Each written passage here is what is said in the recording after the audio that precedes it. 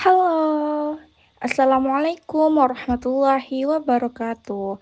Perkenalkan, nama saya Ainun Salsabila, mahasiswi program studi pendidikan guru Madrasah Ibtidaiyah, Institut Agama Islam Negeri Pontianak.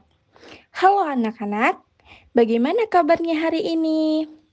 Nah, jadi pada kesempatan kali ini, Ibu akan membahas mengenai perkembangbiakan pada tumbuhan. Nah, kalian tentu sudah mengetahui bukan? Ada berbagai macam tumbuhan di sekitar kita. Banyak sekali manfaat yang diberikan oleh tumbuhan kepada manusia. Di antaranya yaitu sebagai sumber oksigen dan cadangan makanan. Maka dari itu, mari kita kenali bagaimana tumbuhan berkembang biak agar kita bisa melestarikannya. Yuk, kita simak penjelasannya. Perkembangbiakan pada tumbuhan itu ada dua macam, yaitu perkembangbiakan generatif dan perkembangbiakan vegetatif. Nah, pada video kali ini, Ibu akan membahas tentang perkembangbiakan generatif. Apakah kalian tahu apa itu perkembangbiakan generatif? Perkembangbiakan generatif merupakan perkembangbiakan tumbuhan yang terjadi melalui perkawinan atau penyerbukan, di mana proses ini terjadi apabila serbuk sari menempel ke kepala putik. Mari kita simak penjelasan berikut ini.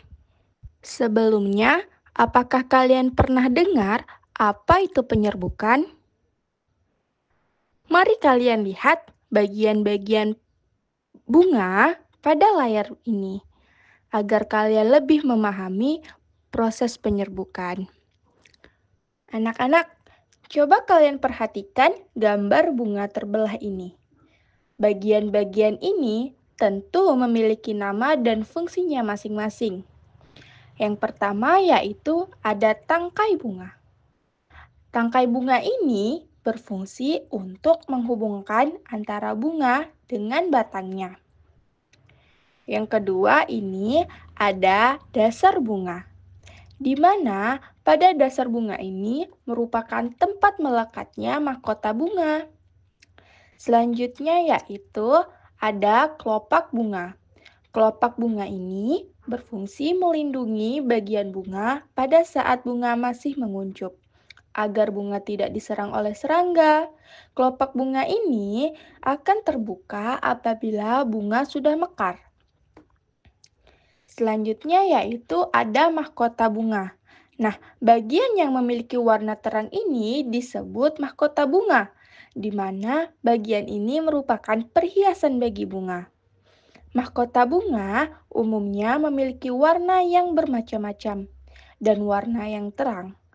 Tujuannya untuk mempercantik bunga agar dapat menarik serangga dan membantu proses penyerbukan. Yang selanjutnya yaitu ada benang sari. Benang sari ini merupakan alat perkembangbiakan jantan pada bunga. Nah, pada benang sari terdapat dua bagian, yaitu batang sari dan kepala sari. Di kepala sari ini terdapat butir-butir serbuk sari. Jika dilihat lebih jelas, maka terlihat bentuk benang sari itu seperti ini ya anak-anak. Selanjutnya yaitu ada bagian putik. Nah, pada bagian ini, bagian yang menyerupai botol ini disebut putik. Putik merupakan alat perkembangbiakan pada bunga. Putik juga memiliki dua bagian yang sama seperti benang sari. Yang pertama ada putik dan ada kepala putik. Yang terakhir yaitu bakal biji. Nah, pada bagian ini disebut bakal biji. Mengapa? Karena di bagian ini merupakan tempat menampung calon biji yang nantinya akan menjadi tumbuhan baru. Nah, bagaimana setelah kalian mendengar dan mengetahui bagian-bagian bunga, apakah telah terbayang bagaimana proses penyerbukan itu terjadi? Yuk, kita pahami lebih lanjut, penyerbukan itu merupakan salah satu proses penting pada siklus hidup tumbuhan yang berbunga, di mana pada proses ini terjadinya perpindahan serbuk sari dari benang sari atau alat kelamin jantan ke kepala putik atau alat kelamin betina pada bunga. Nah, anak-anak, coba kalian cermati proses penyerbukan ini. Pada saat ini merupakan terjadinya penyerbukan pada tumbuhan yang dibantu oleh kupu-kupu. Lalu, bagaimana jika tidak ada hewan yang hinggap dan membantu proses penyerbukan? Apakah proses penyerbukan bakal tetap terjadi? Nah, anak-anak, penyerbukan itu dapat terjadi karena beberapa hal. Yang pertama, penyerbukan yang dibantu oleh angin atau anemogami. Contohnya yaitu tanamannya adalah jagung. Coba kalian amati tanaman jagung ini. Tidak dihinggapi kupu-kupu, namun tetap bisa menghasilkan buah, bukan? Nah, karena proses penyerbukan pada jagung ini dibantu oleh angin, angin yang berhembus menggerakkan tubuh tumbuhan yang membuat serbuk sari jatuh ke putik. Maka terjadilah proses penyerbukan pada tumbuhan. Yang kedua yaitu proses penyerbukan yang dibantu oleh hewan atau zoidiogami. Pada umumnya, yang kita ketahui bahwa proses penyerbukan ini dibantu oleh hewan atau serangga yang hinggap pada bunga. Proses penyerbukan ini terjadi apabila hewan-hewan hinggap dan menghisap madu pada tumbuhan. Kaki-kaki hewan yang menempel pada benang sari akan menjatuhkan serbuk sari ke putik. Pada saat itulah terjadinya penyerbukan. Yang ketiga, penyerbukan dibantu oleh angin atau hidrogami. Untuk tanaman yang penyerbukannya dibantu oleh air, tentu merupakan tanaman yang hidupnya berada di dalam air. Contohnya adalah tanaman ganggang. Penyerbukan terjadi saat benang sari hanyut oleh air dan akan menempel ke putik. Nah, yang terakhir yaitu proses penyerbukan yang dibantu oleh manusia atau antropogami. Pada dasarnya, tumbuhan yang proses penyerbukannya dibantu oleh manusia terkadang bukan hal yang disengaja. Contohnya, apabila kita sedang merawat tanaman jagung, tentu kita akan menyenggol tubuh tumbuhan tersebut yang akan mengakibatkan terjadinya proses penyerbukan. Nah, bagaimana anak-anak? Apakah kalian bisa memahami proses penyerbukan? Yang perlu kalian pahami ialah proses penyerbukan itu terjadi secara alami. Bantuan-bantuan yang terjadi itu terkadang merupakan unsur ketidaksengajaan atau bantuan yang berasal dari alam. Lalu, setelah melewati proses penyerbukan, bagaimana proses tumbuhan itu terjadi? Tegakkan badan kalian, lalu perhatikan penjelasan berikut ini ya. Anak-anak, mungkin sudah tidak asing lagi untuk kalian dengar apa itu proses pembuahan, di mana proses ini terjadi setelah melewati proses penyerbukan. Anak-anak ibu yang manis, proses pembuahan atau fertilisasi ini merupakan proses peleburan antara sel kelamin jantan atau sperma dari serbuk sari dengan sel kelamin betina atau ovum sel telur yang terjadi di dalam bakal biji atau ovarium. Nah, pada proses ini diawali dengan penyerbukan, yaitu jatuhnya serbuk sari di kepala putik.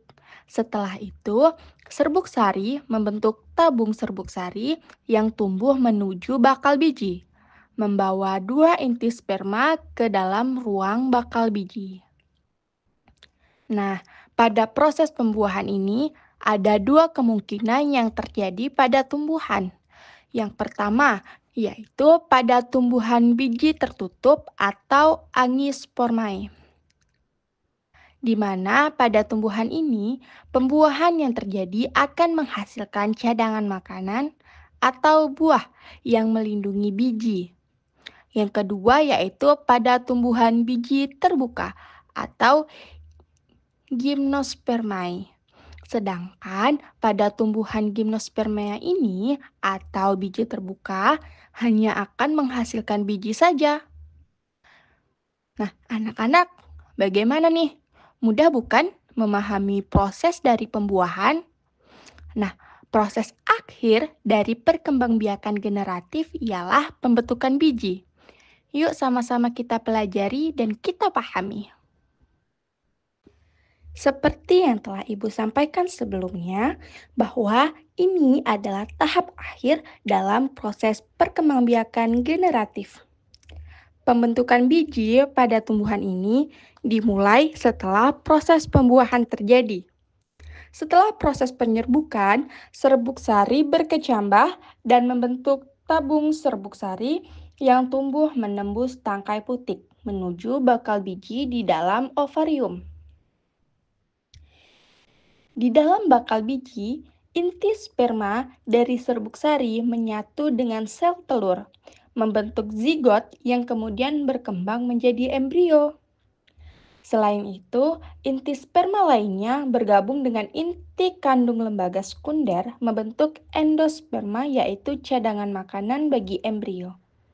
Selanjutnya, bakal biji berkembang menjadi biji yang lengkap dengan 3 bagian utama, yaitu kulit biji yang melindungi, embrio sebagai calon tumbuhan baru, dan cadangan makanan yang mendukung pertumbuhan awal. Sementara itu, ovarium bunga berkembang menjadi buah yang berfungsi melindungi biji dan membantu penyebarannya. Setelah biji matang, biji akan tersebar ke lingkungan sekitar melalui berbagai cara, seperti angin, air, atau hewan. Bila biji jatuh di tempat yang sesuai, ia akan berkecambah dan tumbuh menjadi tumbuhan baru, melanjutkan siklus hidup tumbuhan. Jadi, begitulah proses perkembangbiakan generatif yang terjadi dari mulai proses penyerbukan, pembuahan, hingga pembentukan biji. Ayo anak-anak, lebih bisa memahami proses perkembangbiakan pada tumbuhan agar kita mudah untuk melestarikannya. Meskipun terlihatnya mudah untuk dikembangbiakan, jika tidak dirawat dengan baik, maka tumbuhan akan mudah mati. Maka dari itu anak-anak, kita juga perlu memperhatikan apa saja yang dibutuhkan oleh tumbuhan. Jadi, ada beberapa faktor utama yang dapat mempengaruhi perkembangbiakan tumbuhan, yaitu cahaya matahari, air, suhu, tanah, dan ketersediaan nutrisi. Kelima faktor tersebut sangat penting bagi kelangsungan hidup tumbuhan, karena terlalu rendah atau terlalu tinggi salah satu komponen tersebut maka akan menjadi penghambat pertumbuhan tanaman. Maka dari itu, kita harus memperhatikan kebutuhan tumbuhan agar apa yang kita tanam dapat tumbuh subur dan berkembang biak dengan baik. Pembangbiakan tumbuhan sangat penting bagi keberlangsungan makhluk hidup, terutama manusia. Karena sebagian tumbuhan yang kita tanam selain indah juga dapat menghasilkan oksigen dan menyimpan cadangan makanan yang kita butuhkan untuk hidup.